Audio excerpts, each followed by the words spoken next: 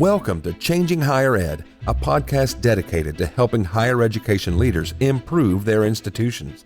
With your host, Dr. Drum McNaughton, CEO of The Change Leader, a consultancy that helps higher ed leaders holistically transform their institutions. Learn more at changinghighered.com. And now, here's your host, Drum McNaughton. Thank you, David. Our guests today are Dr. Thomas Parham, President of CSU Dominguez Hills, and Dr. Dilcie Perez, Deputy Vice Chancellor of Academic and Student Affairs for the Cal State system. Dr. P, as he's known to many, has had a 40-plus year distinguished career in higher education. Before assuming the presidency at Cal State Dominguez Hills, he served in multiple positions at UC Irvine, one of the top research institutions in California and the nation, including serving as Vice Chancellor for Student Affairs. Dr. Perez has been in the California higher ed system for well over 20 years, focusing on student affairs. Her current position, Deputy Vice Chancellor of Academic and Student Affairs, has her responsible for student affairs, student academic advising, veterans affairs, international programs, Center for Community Engagement, student wellness and basic needs, as well as equity and belonging for the Cal State system, the nation's largest public college system. Doctors Parham and Perez join us today to talk about alternative strategies to diversifying the student body in the wake of the SCOTUS decision that did away with affirmative action in college recruitment. Thomas, Dilcie, welcome to the program. Good morning. Thank you, and good morning, Dr. Dalton. How are you? Doing very well, sir, and yourself? I'm doing about as well as the university president's going to do, so I'm doing great. I hear you. Well, the latest stats that I've seen is university presidents, the average tenure is about 3.9 years now. You've exceeded that, so I'd say you're doing pretty darn well. Yeah, that's what I say. I'm blessed to do what I do in the California State University system. It is the largest system of public higher education in all of America, so we're proud to do it. And as long as the Creator and ancestors keep blessing my path, I'll keep doing what I do. Very good. Well, let's get started. What I like to do is have our guests introduce themselves. And ladies before gentlemen, Dilcie, would you give us a little bit of background on who you are and how this relates to our topic? Sure. Good morning. Excited to be here. I am currently the Deputy Vice Chancellor of Academic and Student Affairs as the primary Chief Student Affairs Officer for the CSU. I have been in the CSU for almost 20 years, graduated from Cal State San Marcos with a degree in poli-sci and San Diego State with an EDD in higher education leadership, and am excited to be back in the CSU. Had the wonderful opportunity to also serve in the California community colleges and here in this role. And so just excited to be here with you today. Thank you. And Dr. P, please. I am a graduate of the University of California at Irvine and also hold a master's degree from Washington University in St. Louis and my doctorate in psychology from Southern Illinois University in Carbondale. So there are Salukis in the house every now and then. Former Ivy League professor at the University of Pennsylvania. One of the first, if not the first, African-American academic psychologist Penn ever hired in its 200-year history after it was founded by Ben Franklin. Recruited back to California, where I thought I'd be there 5 years back in Irvine, and wound up there being 33. And now I am doing something that I never planned on doing, which is serving as president of California State University, Dominguez Hills, but I'm loving the role, and this is year 6 for me. Wow, 6 years. I imagine you've learned just a little bit in the job over those 6 years. Quite a bit in the job, but you know, the consistency, I think, is always trying to transform lives that ultimately will transform America, which is what we do both in the CSU system as well as at my Dominguez Hills campus. And really, as a person of color and a president who is of African descent, I always remind myself of the great Algerian psychiatrist, Frantz Fanon, who says that each generation out of relative obscurity must reach out and seek to fulfill its legacy or betray it. So I get up every morning looking to fulfill the legacy I've been blessed to inherit and not betray it. That is great words to live by. I'd like to dig right into this because with the SCOTUS decision doing away with affirmative action, it changes the face of higher ed significantly. But Cal State's system, and you've got 23 campuses in the system, you guys had to deal with Prop 209 20 plus years ago, which essentially did this same thing. So how is this changed? How did Prop 209 change things for the Cal State system and all public education in California? Well, I think that as we have reflected on this topic for, as you just alluded to, for a number of years, what Prop 209 amended, as you said, was the California Constitution, which prohibited discrimination or the granting of preferences based on race, color, ethnicity, national origin, etc. And I think that oftentimes in the beginning, when it was first passed, people panicked and thought that you could not support students in this way.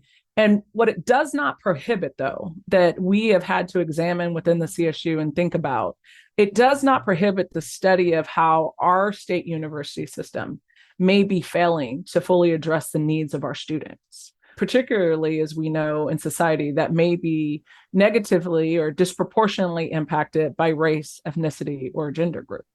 And so the work that we've done in the system really is to help examine the root causes of why students may not be accessing and coming to the CSU. It is why they may not be succeeding or persisting or graduating. That Prop 209 does not prohibit an institution from doing those things. And so while the SCOTUS decision has significantly impacted the nation, I would share and say and believe that the CSU wrestled with this topic a long time ago and are really doubling down and investing in this work, quite honestly. Not only have we wrestled with Proposition 209, but people wonder how we can continue to make the progress we've made, even in the midst of Prop 209, even though there have been some impacts. And the truth is that our ability to interrogate all of the factors and the processes and practices that we've employed has allowed us to explode some of the myths. I mean, what's true is that we never made totally race-based admissions anyway. We never made that in the first place. Most of us use kind of a comprehensive review factor where there are some combination of 9, 11, 13 factors that impact how a student gets admitted, that impact what's going on. So as we've been able to eliminate one of those and just not use race, it didn't take away the other elements that allow us to comprehensively review enrollments. But more importantly, I think another dimension to what Dr. Perez has added is what it also did was change the climate if it did anything else. Because in some cases, when you're a person of color and a student of color, you expect there will be alligators in the water. You expect there to be hostile forces that want to keep you from getting to a particular destination. So what SCOTUS is doing now, or what they did even with Ward Conley 20 years ago with Proposition 209 leading the charge, was not new. What we worry about, I think, are not the hostile forces, but rather those folk who sit in silence while they do that.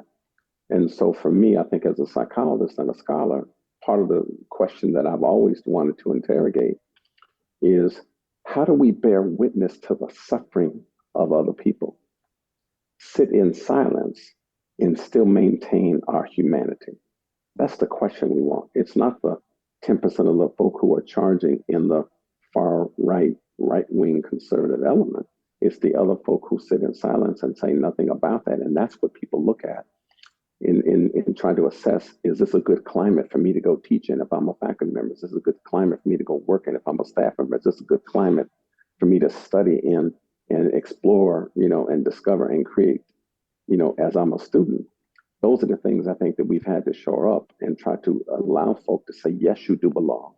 Yes, it is affordable. And yes, you can both be admitted, because we're providing access, be retained, persist, and graduate and thrive upon graduation. And that's what we're proud of doing in the California State University system. Well, you've just given us a whole lot to unpack there, Thomas. So let's go ahead and do that. I didn't do it. And so it's pretty clear when you look at the numbers, we've got an inequality issue in higher ed.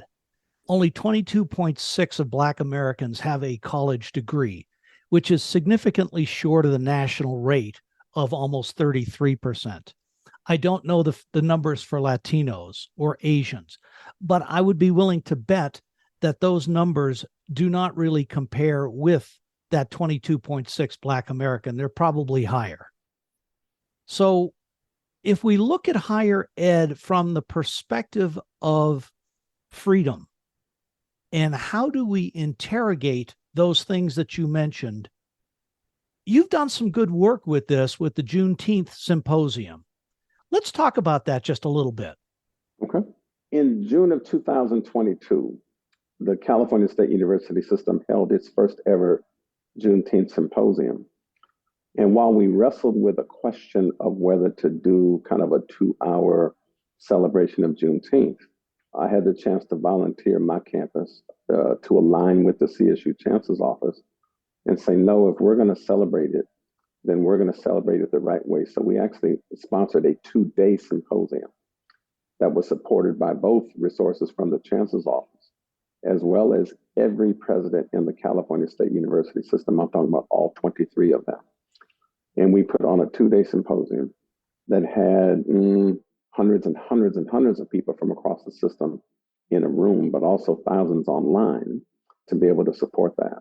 And so we talked about not only interrogating what this notion of Juneteenth was about, but if it was about the delayed emancipation of Black folk in Texas who didn't get the word that the emancipation was signed in 1863 and they didn't learn about it until 65, what we talked about is what does then the parallel look like if we have delayed emancipation or freedom for African American folk within the CSU system.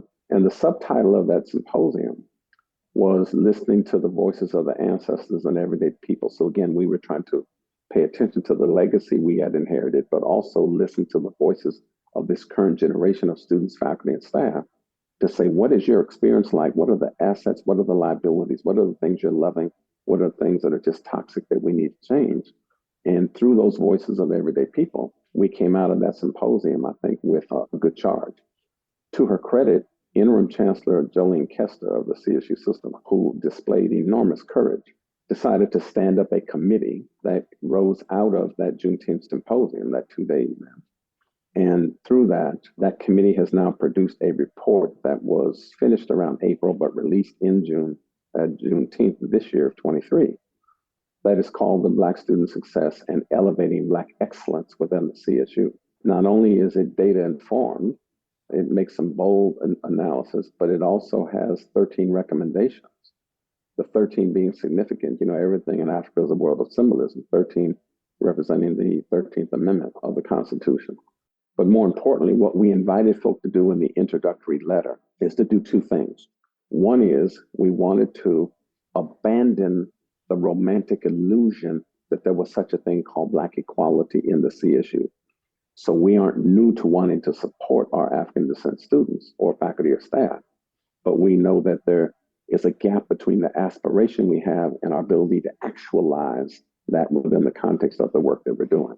We also wanted to develop, secondly, what we call a divine dissatisfaction with the way things are in favor of the way things might be, with a little bit more intentionality applied to it. And that's what the report now articulates, are recommendations that allow each of the campuses to consider how to adopt those and move forward. The Juneteenth, that was actually like my 3rd day back in the CSU. I had been in the system, for 16 years, left to go to community college and came back. I literally walked in that room and said, this is not the same CSU that I left. Like, I don't know what happened, but this is amazing to see. It just was really, honestly, while the topics were difficult, it was a celebration of Black excellence. And it was students, faculty, staff, presidents, the board of trustees, all intentionally focused on what does Black student success and excellence in the CSU mean. And what I will tell you is at the end of the Juneteenth symposium, there was a panel, right? And Dr. Parham was on that panel, as well as our chancellor, that talked about what are the next steps, because we do not want this celebration or the symposium to be performative. The reality is, I would tell you that our chancellor, I think the entire system realized that we had a moment of reckoning for the system. We had a choice to make in that moment of whether we were going to continue to talk about the value or if we were going to move advocacy to action. And as Dr. Parham mentioned, our chancellor, and she's an interim chancellor, said, this is imperative. It is important. We need to create a bold and visionary strategic plan so that the CSU can be a nationwide leader in student success. And what's interesting about that, words matter. As you hear, Dr. Parham is a wonderful orator and talks about, uses words with power. But we spent time on the one term nationwide leader. Because when you put that in a document, when you put that as part of your vision, that is holding us accountable to a certain standard. And I will tell you that as the work group came together to begin to work, we all embraced that challenge and knew that as an institution that is the most diverse, the largest, that is our moral responsibility and a moral imperative for the system to step up in this way. I think it's a fabulous charter to have. It's really important, but it goes beyond students, doesn't it? It goes across faculty, it goes across staff, all of those different areas. Yeah, it really does. And one of the things when we put the committee together, we wanted subject matter experts from across the system. And we couldn't have a large group because our timeline for delivering the report was short.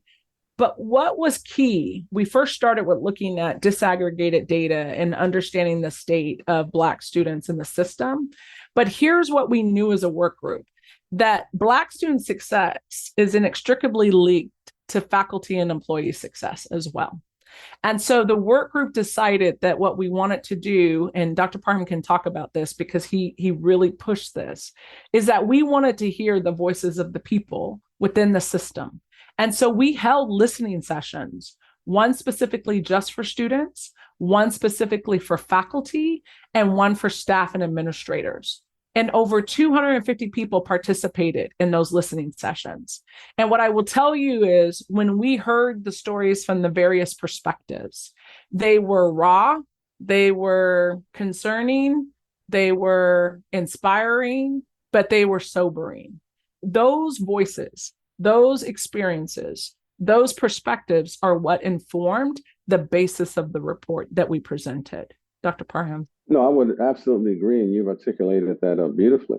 What I did argue, so it is true, is that our academic affairs and student affairs and other elements of a campus community exert a profoundly reciprocal relationship to one another so that success in one domain is contingent upon success in the other. So you can't have Black student success unless you have success and support your faculty, unless you have success and support your staff, who all are connected to the student success as well.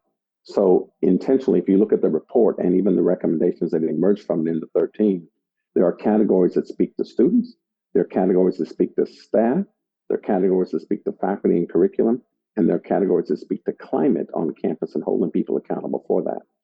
The second piece I would say is that in the midst of standing up the report, one of the other things we wanted to do, and this is the clinical head in me as a psychologist, in that it's difficult to design interventions in absence of consultation with the people that the interventions are designed to serve. So I was really insisting as co-chair of this committee that we had to listen to the voices of what we call the everyday people. In those narratives came praise and joy and how grateful people were for the experiences they were having, but it also came heartache and pain and raw feelings and conversation about things that people had experienced and things that we could do differently. And that's what really helped us realize the gap between the aspirational CSU that wanted to support all of our students, but in this case, our Black students, and staff and faculty, was just short of where we needed to be because the reality of what was happening on the ground needed to increase. And so these recommendations are not a new attempt to say, we're now caring about Black students. We've always cared about Black students and faculty and staff. But it's that aspirational us is now setting a bar that the reality of us is trying to now catch up and move forward to. And we think that not only that will help our system, but it can, as Dilcie said, be a model for the rest of the nation to be able to follow, particularly when people are scratching their heads now about what do I do trying to support a diverse environment on my university campus, particularly in the wake of SCOTUS and a Supreme Court that is wanting to move back. And when you go to states like Texas that are trying to retrench back on diversity, equity, and inclusion, and North Carolina and Florida where woke goes to die and people are proud of that, those are the kind of things that university presidents and leaders across the board are now wanting to ask and interrogate. And I think that this will be a good blueprint and template, if you will, for them to be able to follow. I think you're absolutely right in that.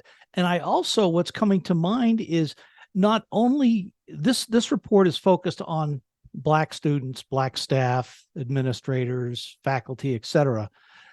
The same type of things are experienced by Latinos, by everybody. I mean, even white folks across the board.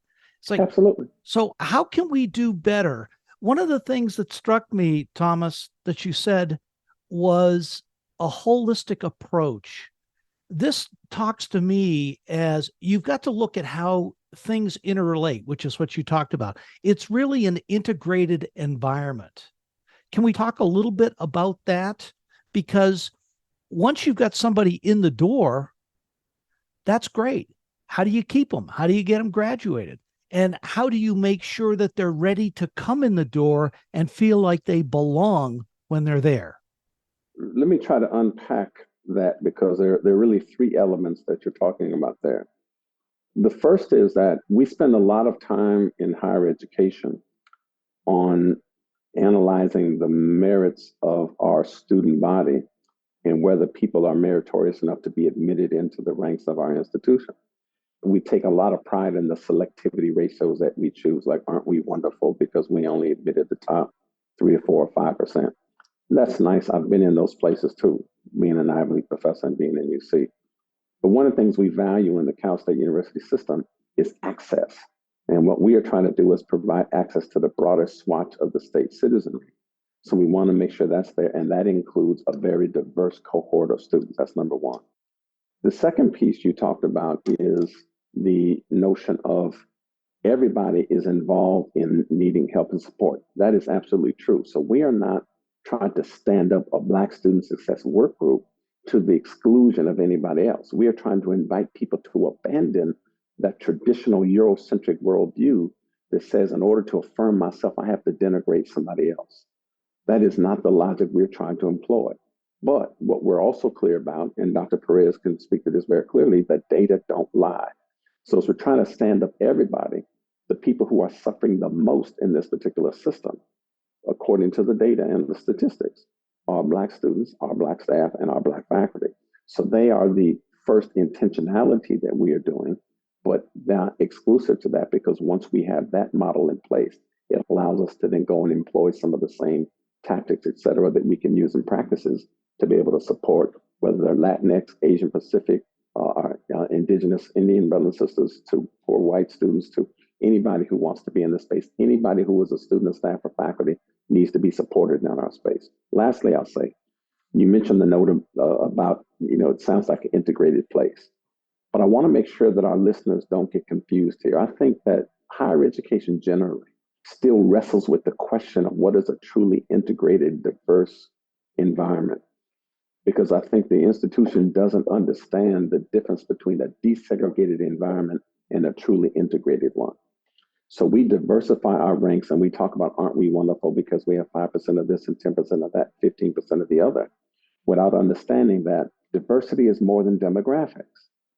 And diversity really is a question that I think all of our institutions of higher ed have to interrogate, which is, how do the policies and practices of my institution or agency change as a function of the changes in the demographics? If I have women leaders, but I still run them like our male counterparts did, nothing changes. If I have more Black or Latinx or Asian Pacific students there, but we are still in a space of arguing and running them just like our Eurocentric counterparts did, then diversity doesn't matter. So we have to move past merely desegregating spaces. We are not trying to just desegregate buses. What we're trying to do is decide what route should the bus go and whether or not it's going to ride through this neighborhood, and how do we empower it to create new modes of transportation. We are trying to move past a 1955 desegregated kind of mindset and move into the 21st century to say we have to clearly operationalize what culture diversity and multiculturalism looks like in this 21st century. Dr. Perez. I just have to tell you that the process of the work group was transformational, not only for what we recommended to the system, but for the individual members. And I will tell you that as we processed what we were hearing from the people that we were seeing in the data, there's a line on page 7 of the report that people might miss that talks about why this is so critical. And it says that as Black student enrollment and persistence continues to decline, the CSU is facing a potential future where Black students and Black excellence may be unrecognizable if action is not taken. And I will tell you, I think all three of us have acknowledged, when we look at the 13 recommendations, we did have a conversation about, are they bold enough? Are they visionary enough? Are they really going to do what we want them to do? And what we as a work group realized and reconciled is that when you take all 13 of those recommendations together with intentional focus, with intentional action, and all 23 of the universities are working towards all 13, that is bold and that is visionary. And what we took away from the process are really two key points that I think have resonated with the universities. One, our relationship with Black students and their families and the Black community does not start when the student comes to the university to take classes. That what we need is a lifelong relationship with the Black community, with Black students and their families, starting as early as elementary school with outreach programs, academic preparation programs. We haven't talked much about it, but this is a community effort. And there are many community-based organizations who are doing this work as well that universities should be partnering with, right, to impact their local and regional communities. And so for us walking away, realizing that we want to establish a relationship when they're exceptionally young, and then we want it to go cradle to grave, right? Like we want to have a relationship far after they graduate with their bachelor's. We want them to get a master's. We want them to get a doctorate. So I would say to you, that's a shift for us. And I would tell you, I agree with you. It's not just for Black students, it's for all of our students in the communities that we should be aspiring to do these things. The second piece that we learned that is really pivotal and important, though, is that while we could apply these recommendations to all student groups, what we have to be careful about is a one-size-fits-all approach, because every student is different and unique and has a different set of circumstances and life story. And so I share that with you to say, sure, these recommendations can apply, but how they are provided to students needs to recognize the individual needs and circumstances of each student. All Black students are not the same. They are not. You cannot think and put everyone in one category. It really is about individual relationships, assessment, and understanding in order to ensure that once they get to the universities, they have what they need to be supported to progress towards completing their educational goals. I want to come back to a story that you told me yesterday about a young Black man, gang member. Nedrick. Tell our audience a little bit about that. That was a story that really touched me. Yeah, I went on, I'll tell you the short version. Nedrick Miller from Sac State is a student who has changed my life forever. I went on a campus visit to see the campus, and he was in the student session, and he was hardcore and straightforward. It took me back a little bit when he said he experienced more community in prison than he had on some of the college campuses he had been on. And that gave me pause. And so he is a Project Rebound student, grew up in Los Angeles, said that there were no outreach efforts in his school, that he was really trained and aspired to be a gang member. That's what he was conditioned to do. And he was going to be the best gang member that he could be. And so he dropped out of high school in around the ninth grade, got into the court system, was sentenced to 24 years and served, I believe, 17 and a half. But when he got out, he had to really think about what he was going to do. And so he got a job, and someone told him to apply to community colleges. As you know, oftentimes it is one person that makes the difference for us when we attend college. And so he had a counselor that really invested in him. I think her name is Lainey. And Lainey really guided him to get an associate's degree. And what is exciting about Nedrick is that he never realized he was a good student. Nedrick left community college to go to Sac State with a 4.0. Nedrick came to Sac State as a physical science kinesiology major, I believe, and has a desire to go to medical school. He takes the bus 2.5 hours a day. He goes to school, and he is essentially teaching himself how to be a student. And what is inspiring about his story is he is taking courses like, and Dr. Parham does this better, but like biology and sciences and I don't know, organic chemistry, classes that many of us never take. Physics, right? He is teaching himself via YouTube how to be a good student. And so as we met him and began to understand, like oftentimes we tell students, you have to take 15 units. If you want to get out in a timely fashion, 15 units is a way. And Nedrick reminds us that there's no way I could take 15 units with all these types of classes and still do well and be a good student. And so he pushes back on our status quo, on the way in which we think students might need to progress towards getting their degree. And so Nedrick came and spoke to our board of trustees, and I have to tell you that I am exceptionally proud of the work that he has done. So when he came to the retreat, we were going to move to the next section, and Dr. Parham said, Dilcie, we can't go to the next section. Like, we need to unpack his story to really, truly make meaning of what he shared with us. My belief as a psychologist and an African-centered one at that is that each of us is a seed of divinely inspired possibility, that when it's nurtured in its proper context, it can and will grow into the fullest expression of all it's supposed to become. But all of us who have seen a plant withering on the side of the road, it didn't get enough water, it's a weed, it's something. But what happens is people stumble, people make mistakes, people make poor choices. But I'm arguing that they don't lose their divinity because they have committed a crime. They're not a criminal, they committed a crime. They're not a bad person, they failed a test. They're not dumb, they are still those divine seeds of possibility. So if you can dig a plant up at the bulb level and dust it off and plant it in some nurturing soil and water it and do those things, it'll sprout back and grow. Well, understand the parallel here, and what Nedrick's story teaches us is that our campuses are the soil into which these divine seeds of possibility are placed.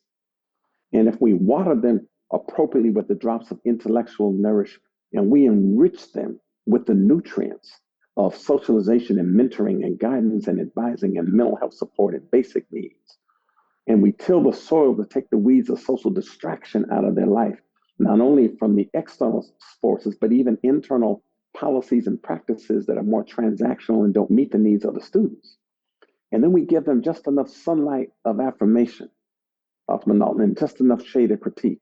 We stand back and watch them grow. And the Nedricks of the world, who would not have predicted in high school, right, on any assessment measure or any GPA, he had that talent. We've been able to cultivate and nurture it through the educational system. And now this individual has a bright future full of possibilities because of that. And now he's teaching us how to receive students better. And so I invite our university presidents and board of trustees and colleagues throughout the nation to think about not simply how meritorious are the students who come to our campus, but rather how meritorious are our campuses who are receiving these students, and how ready are we to receive them, and how nurturing is the soil that we are inviting these divine seeds of possibility to come into. Very well said. I want to follow up with that just a little bit. If a system across the country wanted to do something like what you've done here, what would you suggest? How would they start this? I think for me, it's first being willing to recognize the challenge. You know, in America, it's difficult for us to sometimes acknowledge our history. And I think we have to be willing to confront the real challenge and the real dilemma. And I think that that's what is commendable about the chancellor and what she was willing to do. Someone shared something with me that has resonated with me, and I think it applies here, is that if you're going to change things, you have to first recognize it, and then you have to interrupt it, and then you have to repair it. And so I think in this moment, we with Juneteenth Symposium, with the work group and asking them to really do the difficult work and make recommendations, we are using the report to interrupt what is currently happening, not only in our universities, but in our state for Black students and their families. And I think that as we update and do this work, we are hopeful and excited about repairing and improving Black student success in the system. What would I do? I think I would, again, do that. I think the psychologist to me remembers Freud's law of inertia, and that the human condition will only exert the amount of energy necessary to meet its need in a given moment. And I used to teach my patients when I was seeing patients, lay folk have a much better expression than we do as clinicians, which is if it ain't broke, don't fix it. If we can't convince institutions that what they're doing is not working, it's not fulfilling the aspirational nature of what it is that they're trying to be to students, then there's no motivation to change. The second piece we want to do is we want to make ourselves available. So if you'd like to see what we do, we invite you to come visit the California State University system. We invite you to invite us to come in and talk to groups or boards or other folk around who can talk to you about what we've done. And we don't pretend to have every answer to the question or the secret sauce. But what's true is that we are just not afraid to try. We are taking consummate risks. We're consummate risk takers. We're taking mental risks to think outside the box. We're taking verbal risks to say something, even if it's stupid, on the off chance that it might just be a gem of an idea. And we are taking behavioral risks to step outside of what is conventional and comfortable in order to distinguish between our reach, which is comfortable, and our grasp, which has us reaching for possibility that we can make things better. And that's what we're trying to do in the California State University system. Well said. We are at the end of our time. 3 takeaways for presidents and boards. I think you can do it. I think that Dr. King was clear, one of my heroes, when he said, our lives, my friends, begin to end the day we become silent about the things that matter. Each of you has to decide that this thing matters. We decided in the CSU that Black student success and elevating Black excellence mattered. And that's been our commitment to do that space. And again, as I started out with, every generation, according to Fanon, has an opportunity to fulfill its legacy or betray it. What we want to do is make sure we are fulfilling the legacy of providing excellence in academic and research, access to our state citizenry and the nation's citizenry, and affordability. And if we can do all those 3 and do it in a way that affirms the humanity and dignity of each individual of the human family, then we have done our job. Amen. I agree. Hear, hear. Amen. I love that. Hear, hear. What's next for you folks? Writing the report, as much as we've talked about it, was the easy part. That was the easy right. part. The challenging part now is, one, we're excited. Each of the universities are doing a reflection based on the 13 recommendations of how they are doing and what their goals will be for the next 18 months. Our chancellor has committed one-time dollars to get the effort started and moved across the system. And we will be identifying a statewide central office that will lead us in these efforts. And so that will be done this year. And so our goal, quite honestly, is to make it very clear that this is not one individual's role. It is not just the university president's role to lead these efforts, that it really, truly will take all of us. It will take community-based organizations. It will take private industry.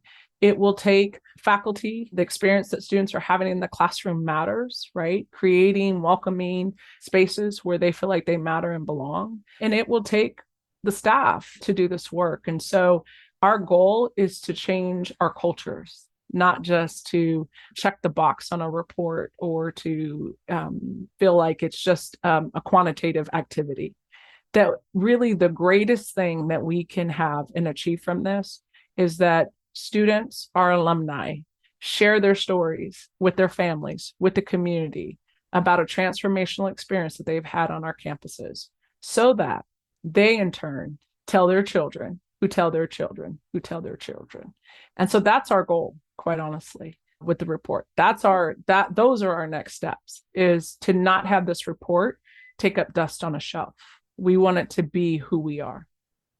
It's a living, breathing document.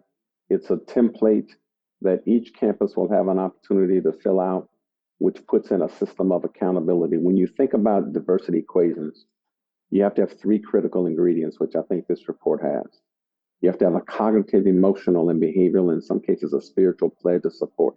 Somebody has to say this is important. We've done that from the Board of Trustees to the Chancellor's office, down to the presidents and to our staff. Secondly, we have to have sound programmatic planning, which is what these templates will allow us to articulate. And thirdly, we've put this into, you have to have some measure of accountability.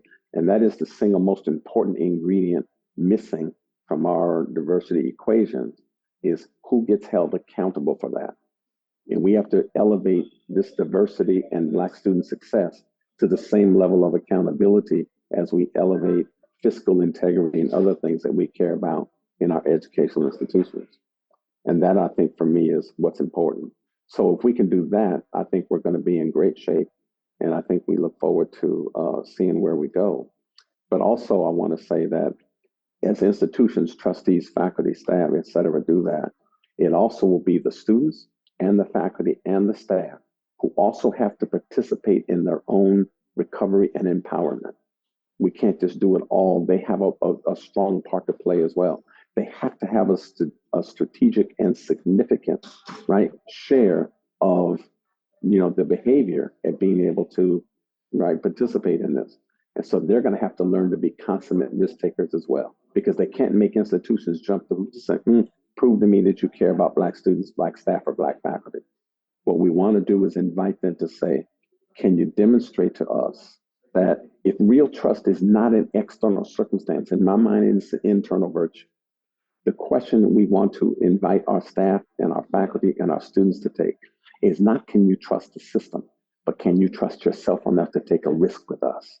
And we are intentional on trying to align that trust they place in us with our measures of accountability and put that in place and see what we can do. This has been fabulous. Thomas, Dilcie, thank you both so much for being on the show. I want to revisit this topic within a year to just see how the campuses are doing. Can we do that? Absolutely. We can absolutely do that. We have a Juneteenth symposium, ironically, coming up in June of 24 on the campus at Sacramento State. And so post that Juneteenth conference, we'll do a press conference and a report to figure out what is our measure of accountability and where have we come from since the last Juneteenth we did, this is a pretty good start. But again, we have a restless spirit and a restless soul that wants to make progress. And we're just surrounded by a lot of people who are committed to, with an intentional effort, to create that divine dissatisfaction with the way things are in favor of the way things might be. So we're on our way. Well, again, thank you so much. This has been fabulous. I look forward to the next time we get a chance to talk about this. Thank you so much. Thank you for having us. We appreciate it very much. Thanks for listening, and a special thank you to our guests today, Drs. Thomas Parham and Dr. Dilcie Perez, and for their insights on the importance of diversifying campuses and what higher ed institutions can do post-SCOTUS affirmative action decision to make this happen. Tune in next week when we welcome Dr. Terrence Cheng, president of the Connecticut State College and University System, who'll be joining us to talk about higher education leadership and what it takes to lead through crisis and change. Thanks again for listening. See you next week. Changing Higher Ed is a production of The Change Leader, a consultancy committed to transforming higher ed institutions. Find more information about this topic, along with show notes on this episode at changinghighered.com. If you've enjoyed this podcast, please subscribe to the show, and we would also value your honest rating and review. Email any questions, comments, or recommendations for topics or guests to podcast@changinghighered.com. Changing Higher Ed is produced and hosted by Dr. Drum McNaughton, post-production by David L. White.